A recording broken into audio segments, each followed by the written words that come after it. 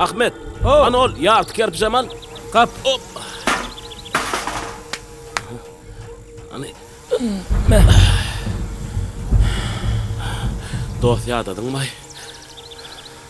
Sen aytma gatya dedim ay. Gayrat et dost. Ağacık dağılay.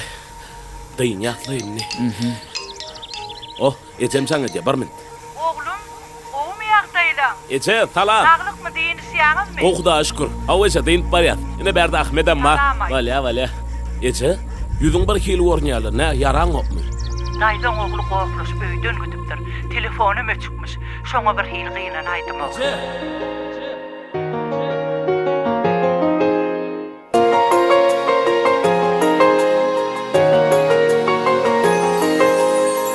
Bugün bağıtlı çağımda, yakınlarım yanımda. Hiç açantığın zaman, söyyentidi canımdan. Bugün bağıtlı çağımda, yakınlarım yanımda. Hiç açantığın zaman, söyyentidi canımda. Eceme gül vereyim, ellerinden öpeyin. Bayılırsan yüzleri, Behrimizin kanayın. Ovadın be gülleri, size savat vereyim. Bayılırsan yüzleri, Behrimizin kanayın.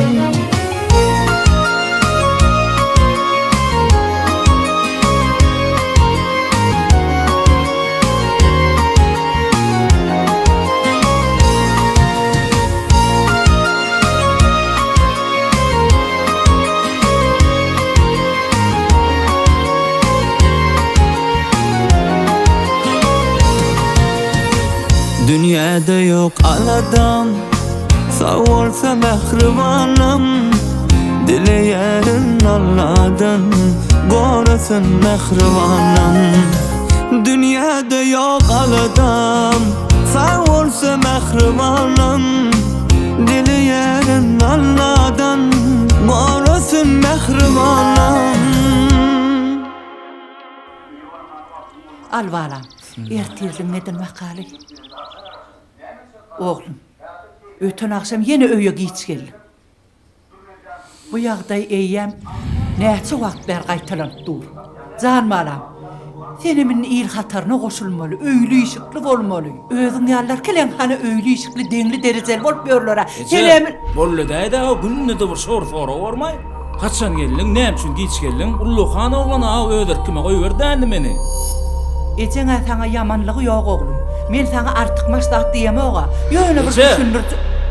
Ne edip yaşamalımı öldürmüşüm, öldüm bilirim böyle mi? Bir ver şu urumlardan. Oğlum, Eceme gül vereyim, ellerinden öpeyin. Bayılırsan yüzleri, Behrimizin kanayın. Ovadan be gülleri, size savat vereyim. Bayılırsan yüzleri, Behrimizin kanayın.